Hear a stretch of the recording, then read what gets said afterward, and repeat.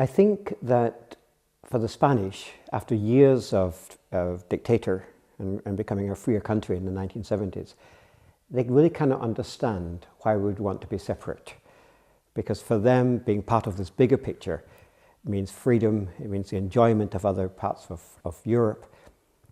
And that's a popular view in Spain, would you say? Yeah, I think also they're very interested in anything when the word referendum comes up, because they've had their own illegal referendum to do with Catalonia, and that went very well, and they were very interested in the Scottish referendum. So this is another referendum that interests them, possibly more than the rest of Spain.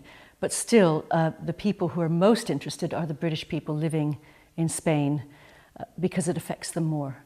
There's a spectrum of responses, really.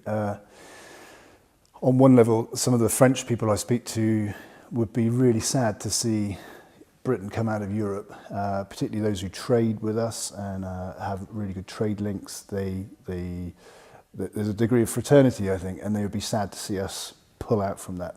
Certainly within the church context, all the way through to the other end of the spectrum, where I've spoken to people who said, yeah, come on, do it, because they want to show a signal to the rest of Europe that there's lots of countries who want to leave. And France always it sort of flirts with a right-wing political ideal.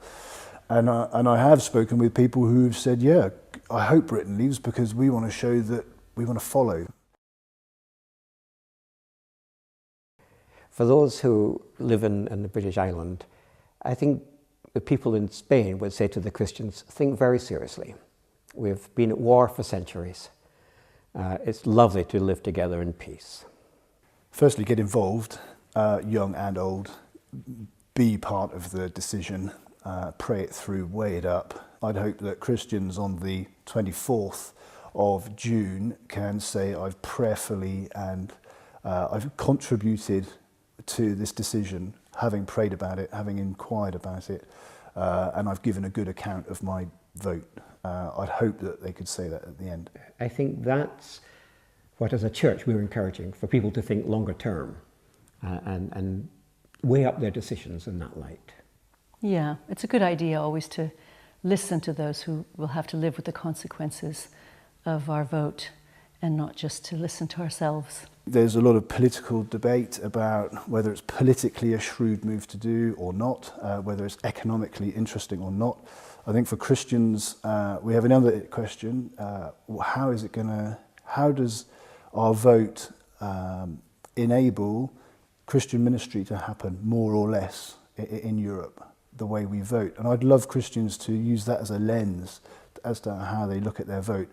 How does my vote help us to engage in Christian ministry and care and outreach in Europe? Will it enable it more or less?